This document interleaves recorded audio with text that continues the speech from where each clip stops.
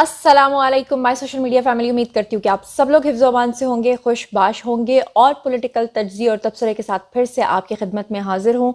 आज मैंने जो आपके लिए रिसर्च की है, आज जो मैंने आपके सामने पॉइंट्स उठाने हैं वो टोटल मिला के 8 पॉइंट्स हैं, क्योंकि पिछला वाला ब्लॉग बहुत लंबा हो गया था, लेकिन आपके प्यार का बहुत बहुत शुक्रिया कि आप लोगों ने उसकी बहुत तारीफ़ की।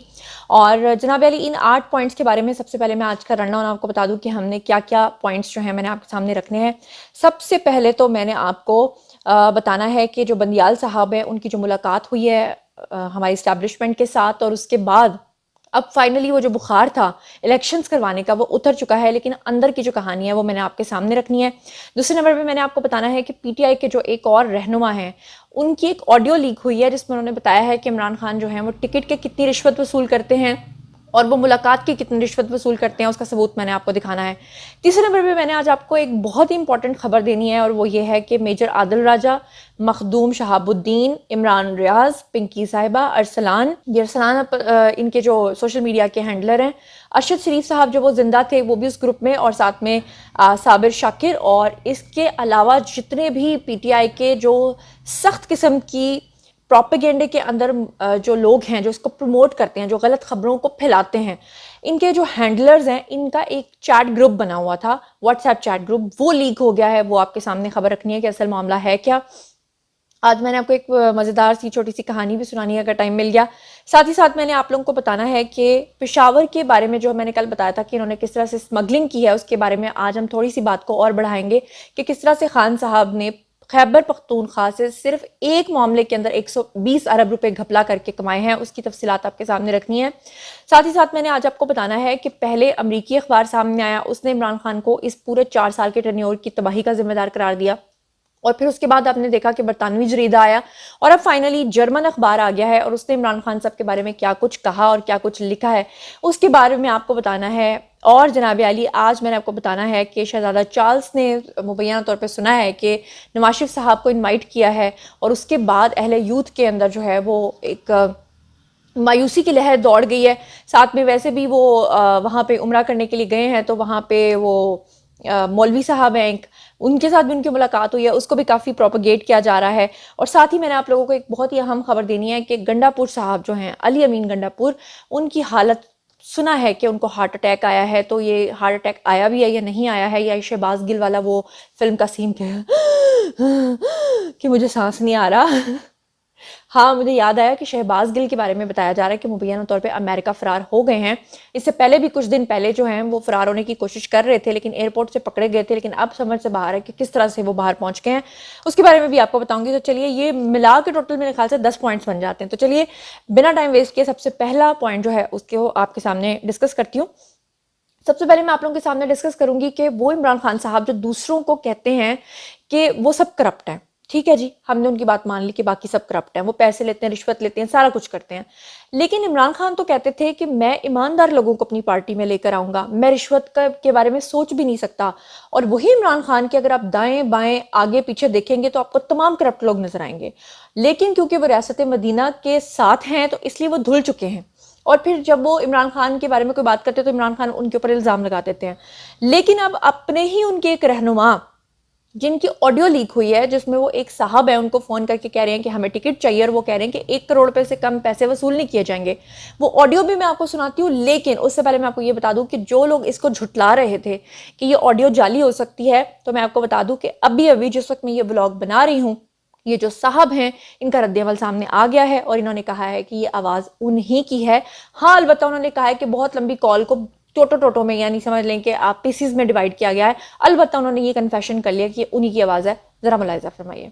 राणा शौकत साहब ਲਈ ਸਾਨੂੰ ਪੀਪੀ 114 ਦੀ ਟਿਕਟ ਚਾਹੀਦੀ ਹੈ ਸਫਾਈ ਦੀ, ਤੇ ਉਹ ਤੁਸੀਂ ਫਿਰ ਦੱਸਿਆ ਨਹੀਂ ਮੈਨੂੰ ਕਿ ਕਿੰਨਾ ਡੋਨੇਸ਼ਨ ਹੋਏਗਾ, ਕਿੰਨਾ ਉਹ ਟਿਕਟ ਦੀ ਪਾਰਟੀ ਦੇ ਪੈਸੇ ਹੋਣਗੇ। देखो साढ़े हाँ डोनेशन दी जी जी है ना अनलिमिटेड, वो जिस दिन आएंगे तो आप जी चेयरमैन नु कहण मैं इन्नी डोनेशन देना चाहना, असि उन्होंने मिलवा देंगे।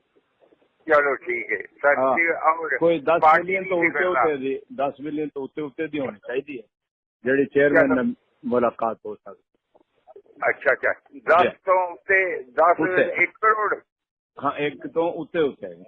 चलिए जनाब, ये तो हो गया पॉइंट नंबर 1। अब बात कर लेते हैं पॉइंट नंबर 2 की। पॉइंट नंबर 2 बड़ा ही इंटरेस्टिंग है और वो ये है कि मेजर आदिल राजा हैं, मखदूम शहाबुद्दीन है, इमरान रियाज हैं, पिंकी पीरनी है, अरसलान है। अरसलान इनके सोशल मीडिया के जो है ना हैंडलर हैं। अरशद शरीफ साहब जब जिंदा थे वो भी इस ग्रुप के अंदर शामिल हैं। साबिर शाकिर हैं, कुछ और हैंडलर्स हैं। इन्होंने व्हाट्सएप का एक ग्रुप बनाया हुआ था जहां पर ये सब आपस में जाली खबरों को एक दूसरे के साथ शेयर करते थे और फिर वहां से इनको इंस्ट्रक्शन आती थी आदिल राजा की तरफ से कि क्या क्या खबर पे व्लॉग बनाना है और कैसे उस खबर को आगे प्रोपेगेट करना है, कैसे उस खबर को, कैसे उस झूठ के पलंदे को लोगों तक पहुंचाना है। तो जनाब अली, अब हुआ क्या है कि हमारी जो एजेंसीज हैं उनकी बर्दाश्त से अब बाहर हो गया, पानी सर से ऊपर गुजर चुका है, लिहाजा अब वो चैट्स इनकी लीक हो गई हैं और उसके बारे में मैं आपको थोड़ी सी तफसीलात बताऊं, लेकिन साथ ही साथ ये बताना बहुत ज़रूरी है कि आदिल राजा के बारे में ये खबर भी आ रही है कि रावलपिंडी की एक अदालत ने उनकी जितनी भी जायदाद पाकिस्तान के अंदर है उसको जब्त करने का हुक्म दे दिया है। अभी थोड़ी देर पहले आदिल राजा ने एक ट्वीट भी किया जिसमें उन्होंने इस चीज़ को डिनाई किया, लेकिन डिनाई किया या नहीं किया, लेकिन मैं आपको ये बता दूं कि इंटरपोल के जरिए अब इन लोगों को पाकिस्तान लाने की तैयारियां मुकम्मल की जा चुकी हैं। आने वाले दिनों में आप देखेंगे कि इनकी कितनी बड़ी शामत आएगी। तो यहाँ मैं आपको पढ़ के भी सुना देती हूँ कि इनका ये जो ग्रुप बना हुआ था जिनके मैंने नाम लिए हैं, इन तमाम लोगों ने जनाब क्या किया है कि अब इनके जो व्हाट्सएप की चैट्स और इनके वॉइस नोट्स लीक हुए हैं उसमें जो इनके सिर्फ वॉइस नोट्स हैं वो 731 हैं। 731 वॉइस नोट्स में क्या है, उसमें क्या डेटा है वो मैं आपको बता दूं, मेरे पास मौजूद हैं, लेकिन यहाँ पर मैं सिर्फ आपको इतना बताऊंगी कि इन 731 वॉइस नोट्स के अंदर जो है वो फौज मुखालिफ सनसनी फैलाए जाने और ISI के खिलाफ इश्तियाल अंगेजी और भयानक साजिशें जो हैं उनका जो साजिशी रिकॉर्ड है वो इसके अंदर मौजूद है। किस तरह से वॉइस नोट्स के अंदर इनको बताया जा रहा है कि आप लोगों का अगला एजेंडा क्या है, अगला टास्क क्या है, अब आपने क्या करना है, ISI के बारे में क्या बोलना है, एस्टैब्लिशमेंट के बारे में क्या बोलना है। तो आपको पता ही है कि जो एस्टैब्लिशमेंट है वो फिर सबकी बाप है, उनको फिर सबको दुरुस्त करना भी आता है। और इसके अलावा मैं आपको ये भी बता दूं कि अब ये फैसला किया गया है कि फ्री मैसनरी एजेंडा जो है उसके जो काउंटर पार्ट से मुतादिद सबूत हैं उनका रिकॉर्ड भी अब रखा जाएगा और माजूल वजीर आज़म जो हैं यानी एक्स प्राइम मिनिस्टर यानी इमरान खान, उनका साजिशी एजेंडा जो है वो सबूतों के साथ अब कौम के सामने पेश किया जाएगा और अब इन लोगों को स्पेयर जो है वो बिल्कुल भी नहीं किया जाएगा। अब चलते हैं जी अगले पॉइंट की तरफ। अगला पॉइंट है जी, अली अमीन गंडापुर साहब ने इमरान खान को खुश करने के लिए क्या कुछ नहीं किया, क्या कुछ नहीं किया।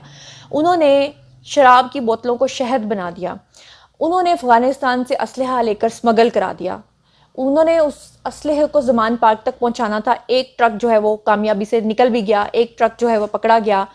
क्या क्या गलत हरकतें नहीं की गई, लेकिन वही अली अमीन गंडापुर जब पकड़े गए हैं तो अब इमरान खान तो उनको मिलने एक दिन भी जेल में नहीं गए और जिस तरह से उनके ऊपर कपड़े डाल के उनको ले जाया जा रहा था तो वहां तो कोई एक यूथिया भाई भी वहां नहीं इकट्ठा हुआ था कि जो कहता कि अली अमीन गंडापुर से पहले आप मेरी लाश के ऊपर से गुजरेंगे, ऐसा नहीं हुआ।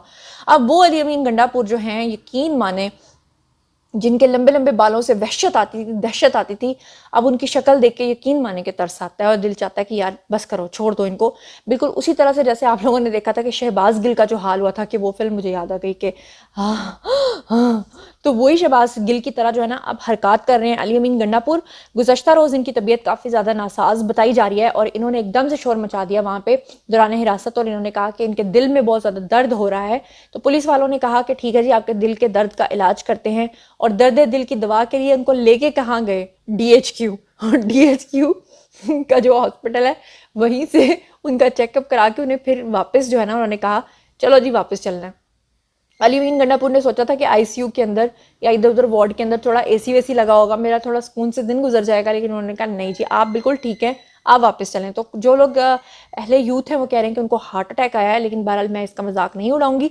मैं सिर्फ इतना कहूँगी कि अगर वो वाकई अलील हैं तो अल्लाह ताला उनको जो है वो सेहत तंदुरुस्ती दे और देर आए दुरुस्त आए वाली बात मैं ये कहूँगी कि अगर उनको वाकई अपनी गलती का एहसास है कि उन्होंने जो कुछ किया गलत किया तो वो इस पर माफ़ी मांगे और फिर उनको जो है वो छोड़ देना चाहिए और उनको जो है इससे निशान इबरत पकड़ना चाहिए। जैसे कि मैंने आपको पिछले व्लॉग में, जो मेरा प्रीवियस व्लॉग आपने देखा है कि जो रहबर तरीक़त और शरीयत एक मौलवी साहब हैं जिनका ताल्लुक जो है वो PTI से रहा है, उन्होंने इमरान खान को दज्जाल करार देकर PTI से बिल्कुल किनारा कशी कर लिया और उन्होंने कहा है کہ عمران خان کی نظر میں وہ شخص عظیم تر ہے جو ہرزہ سرائی کرتا ہے اداروں کی، لہٰذا میں نے اپنے پاکستان کے لیے بہت برا کہا ہے، میں وہ معافی مانگ کے سائڈ پہ ہو گئے. تو اسی طرح سے علی امین گنڈا پور کو چاہیے کہ وہ بھی اس طرح سے کر لیں. اس کے علاوہ میں آپ کو بتا دوں کہ رانا صاحب جو ہیں، مجھ کو رانا جی معاف کرنا، غلطی مارے سے ہو گئی.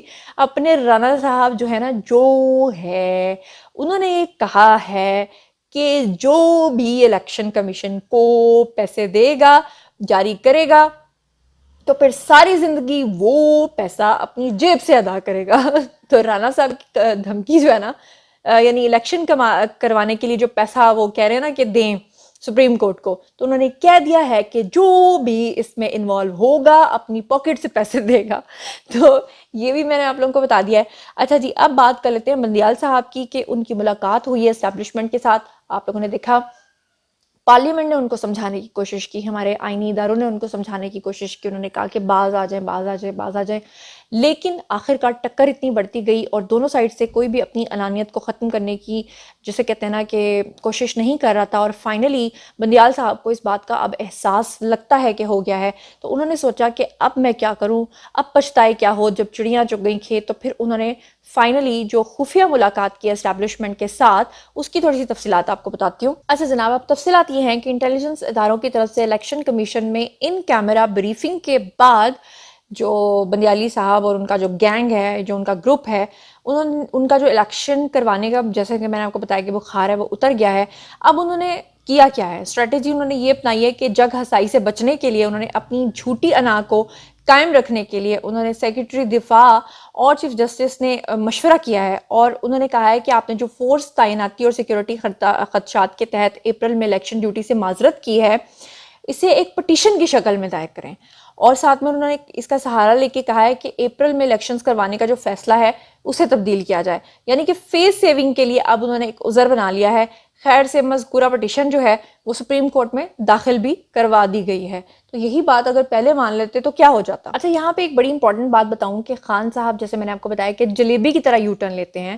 ابھی کل کے ولاگ میں نے آپ کو بتایا کہ کس طرح سے افطار کے دوران انہوں نے زمان پارک کے اندر کھڑے ہو کر فوج کے بارے میں ہرزہ سرائی کی اور انہوں نے نیوٹرلز کو دوبارہ سے نشانے پہ لیا. لیکن اب پھر سے ان کا ایک نیا ویڈیو آیا ہے، نیا یو ٹرن آیا ہے، اور وہ کہہ رہے ہیں کہ عمران خان ضروری نہیں ہے اسٹیبلشمنٹ کے خلاف بات نہیں کرنی چاہیے. یعنی کہ اب ان کو سمجھ میں آ گیا ہے. کیا کہا ہے انہوں نے، ذرا ملاحظہ فرمائیے. جو فوج کا ادارہ ہے کبھی اس کے خلاف بات نہ کریں. اچھا جی، اب ہم چلتے ہیں اگلے پوائنٹ کی طرف. اگلا پوائنٹ جو ہے نا، وہ میں کہتی ہوں کہ مجھے معذرت کے ساتھ نا یہ کہنا پڑ رہا ہے، بہت ہی پھونک کے قدم رکھنا پڑ رہا ہے. سوشل میڈیا پہ یہ بات بہت زیادہ یہ خبر گردش کر رہی تھی کہ زمان پارک کے اندر قادیانیوں نے اپنے ڈیرے ڈال لیے ہیں اور وہ اپنی قادیانیت کے حساب سے وہاں پہ چل رہے ہیں. تو مجھے لگا کہ نہیں، یہ خبر جھوٹی ہوگی، مطلب اس حد تک بھی نہیں ہو سکتا کہ اتنا کھلم کھلا یہ سب کچھ ہو رہا ہو. لیکن اب ایک کلپ میرے پاس آیا ہے، اور اس کلپ میں جو صاحب کھڑے ہیں وہ کھڑے ہو کر سب کو جو ہے وہ آدھا کلمہ پڑھا رہے ہیں، پورا کلمہ نہیں پڑھا رہے. اور پھر اس کے بعد ایک اور کلپ سامنے آیا ہے زمان پارک کا، جس میں کہ پیچھے ایک LED لگی ہے اور وہاں پر ایک تھوڑا سا ماتم وغیرہ چل رہا ہے، لیکن اس کے پیچھے جو ورڈنگ لکھی ہوئی ہے وہ لکھی ہوئی ہے لبیک مہدی. میں بہت حیران ہوں کہ یہ کون سا فرقہ ہے، کون سا فقہ ہے. امام مہدی نے تو آنا ہے بھائی آخری زمانے میں، اور جب بالکل قیامت آنے والی ہوگی تو یہ جو کر رہے ہیں، مطلب یہ کیا ہے؟ نہ وہاں پہ کوئی نعرہ رسالت لکھا ہوا ہے، نہ کوئی اگر اہل تشیع ہیں تو وہ پھر حضرت علی کا کوئی نعرہ لگاتے، یا رضی اللہ تعالیٰ عنہ کا، یا صحابہ کرام کا، یا کوئی بھی. لیکن وہاں تو کچھ اور ہی چل رہا ہے. ذرا آپ یہ دونوں کلپس جو ہیں یہ ملاحظہ فرمائیے. دوسرا والا کلپ تو میں نہیں لگاؤں گی، وہاں صرف آپ کو پچھلے والا بینر جو ہے میں کوشش کروں گی کہ اگر ایڈمن لگا دے. اور کلپ ذرا سنیے کہ آدھا کلمہ پڑھایا جا رہا ہے.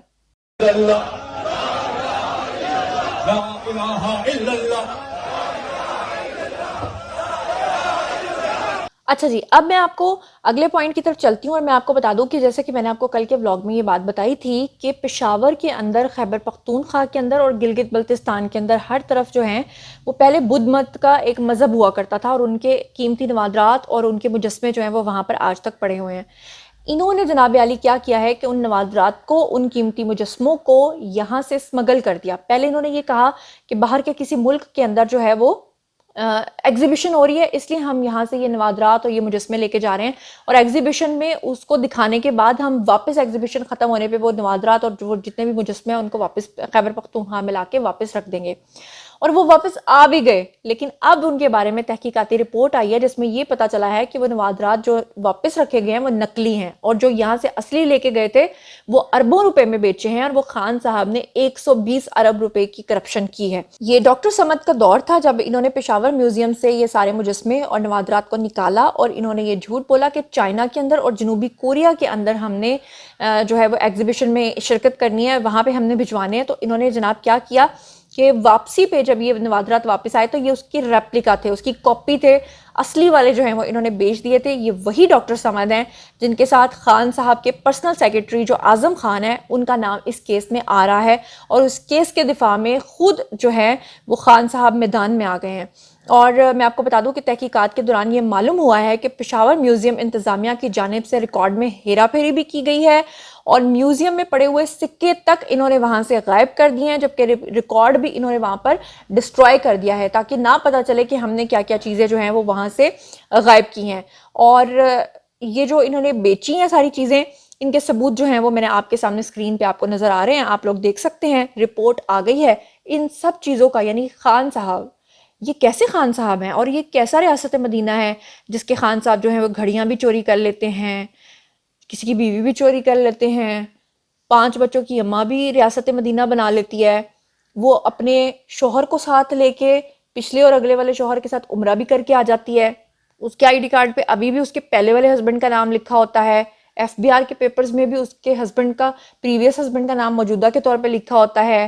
اور یہ کیا ہو رہا ہے؟ مطلب یہ رشتے ہیں, یہ رشتوں کی کھچڑی پک رہی ہے, یا رشتوں کا ڈیزرٹ بن رہا ہے, یا کیا بن رہا ہے؟ میری تو سمجھ سے باہر ہے. اور اب چلتے ہیں جناب اگلے پوائنٹ کی طرف. تو جیسا کہ میں نے آپ لوگوں کو بتایا ہے کہ پہلے امریکی اخبار نے لکھا کہ عمران خان اس تمام تباہی کے جو ہیں وہ ذمہ دار ہیں, پھر اس کے بعد برطانوی جریدے نے لکھا, اور اب جو ہے وہ جرمن اخبار کی ایک صحافی ہیں جن کا نام ہے سوزان, انہوں نے عمران خان سے ملاقات کی تھی 13 اپریل 2023 کو, اور اس کے بعد انہوں نے یہ انٹرویو جو عمران خان سے لیا, اس کے بعد جو انہوں نے لکھا وہ بڑا دلچسپ ہے. انہوں نے لکھا کہ سابق کرکٹر اور پلے بوائے عمران خان کے پاس عورتوں, دولت اور شہرت کی کمی نہیں رہی. وہ ایک صوفی گرو سے متاثر ہوئے جو کہ دنیا سے رخصت ہو چکا ہے, اور اب عمران خان پاکستان کو غربت, بدعنوانی اور اشرافیہ سے نجات دلانا چاہتے ہیں, لیکن وہ اس تنقید کو مسترد کرتے ہیں کہ ان کی وجہ سے پاکستان غیر مستحکم رہا.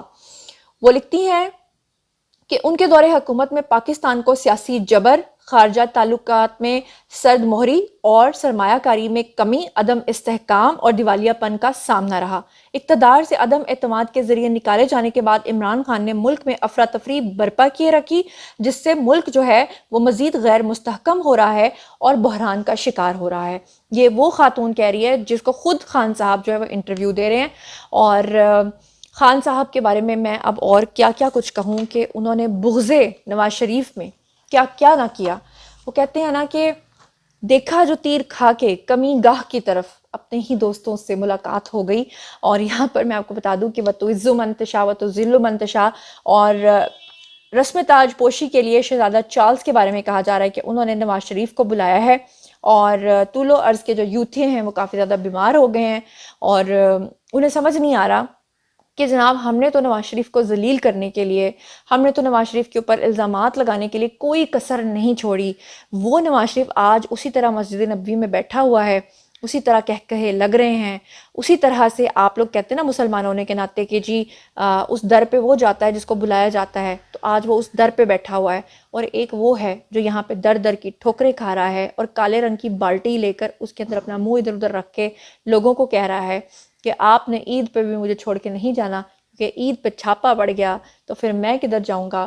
میں تو علی امین گنڈا پور کی طرح نہیں کہہ سکتا کہ دل کا دورہ پڑا ہے, کیونکہ ابھی تو میں نے بہت کچھ اور کرنا ہے. اب جناب ہے آپ لوگوں کی باری, آئیے کامنٹ سیکشن میں اور مجھے بتائیے کہ یہ جو فیصلہ ہوا ہے اداروں کی طرف سے, جس میں یہ تمام جو یوٹیوبرز ہیں جو جن کا میں نے آپ کو نام بتایا, اور جن کے واٹس ایپ گروپس کے اندر ان کی چیٹس لیک ہوئی ہیں, اور جس طرح سے انہوں نے فوج مخالف پروپیگنڈا کیا ہے, ان کا جو انٹرپول کے ذریعے اب ان کو پاکستان لایا جائے گا اور ان کو کیفر کردار تک پہنچایا جائے گا انٹل کہ انہیں ادارے معاف نہیں کر دیتے, یا انٹل کہ کوئی ڈیل نہیں ہو جاتی. ڈیل سے مراد ہے کہ وہ ان کو ڈھیل دے دیں کہ چلو ٹھیک ہے تمہیں لاسٹ چانس دیا. ادروائز آپ اس بارے میں کیا کہتے ہیں؟ رانا صاحب نے جو دھمکی دی ہے کہ جو بھی کوئی پیسے دے گا الیکشن کے لیے پھر وہ اپنی جیب سے بھرے گا. اس کے بارے میں آپ کا کیا خیال ہے؟ بندیال صاحب کی جو ملاقات ہوئی ہے اسٹیبلشمنٹ کے ساتھ اور اب وہ بیک فٹ پہ آ گئے ہیں اور خود ہی ان کو مشورے دینے کہ اب آپ یہ کرو, اس کے بارے میں آپ کا کیا خیال ہے؟ اور یہ جو آدھے آدھے کلمے پڑھائے جا رہے ہیں اور پیچھے بیک گراؤنڈ میں طرح طرح کی چیزیں آ رہی ہیں, اس سے آپ کو کیا لگتا ہے کہ یہ دین اکبری تو نہیں کہیں خدا نخواستہ شروع ہو گیا؟ کیونکہ جو اکبر بادشاہ تھا اس نے بھی اپنا ہی ایک دین بنا لیا تھا نا. اور پھر اس کے بعد آپ نے مجھے بتانا ہے کہ جو پشاور سے انہوں نے خیبر پختونخوا سے گلگت بلتستان سے جو قیمتی نوادرات کو باہر اسمگل کر کے اس کی جگہ نقلی یہاں پر رکھے ہیں, تو اس پہ ان کی کیا چترول اور پھینٹی ہونی چاہیے؟ اور شہزادہ چارلس نے جو نواز شریف کو بلایا ہے اس کے بارے میں آپ لوگوں کا کیا کہنا ہے؟ اور اس کے علاوہ آپ لوگوں نے مجھے یہ بھی بتانا ہے کہ جو امریکی اخبار اور اس کے بعد پھر برطانوی اخبار اور اب فائنلی جرمن اخبار اور جریدے کی جو صحافی ہیں انہوں نے عمران خان کے بارے میں جو کچھ لکھا ہے, ان تمام چیزوں کے بارے میں, اور گنڈا پور صاحب کی جو طبیعت ہے وہ گنڈا گنڈا ہو گئی ہے اور ان کا گنڈا ونڈا اندر سے نکل گیا ہے, وہ گنڈا گنڈا ہی اب رہ گیا ہے. اور آنکھوں, جب گنڈا ہم چھیلتے ہیں نا تو گنڈے کی ایک خوبی ہوتی ہے کہ آنکھوں سے بہت پانی نکلتا ہے, تو دوسرا بندہ آپ پہ ترس بھی کھا سکتا ہے کہ شاید آپ رو رہے ہیں. تو ان سب باتوں کے بارے میں آپ کا جو بھی خیال ہے آئیے کامنٹ سیکشن میں بتائیے. پرسنلی جواب دوں گی. مزید خبریں, ولاگز, انٹرویوز اور ساتھ دیے جانے کے لیے میرے ساتھ کنیکٹ کرنا ہرگز مت بھولیے گا. چینل کو سبسکرائب کر لیجیے گا. اپنا بہت خیال رکھیے گا. اللہ نے کے بان.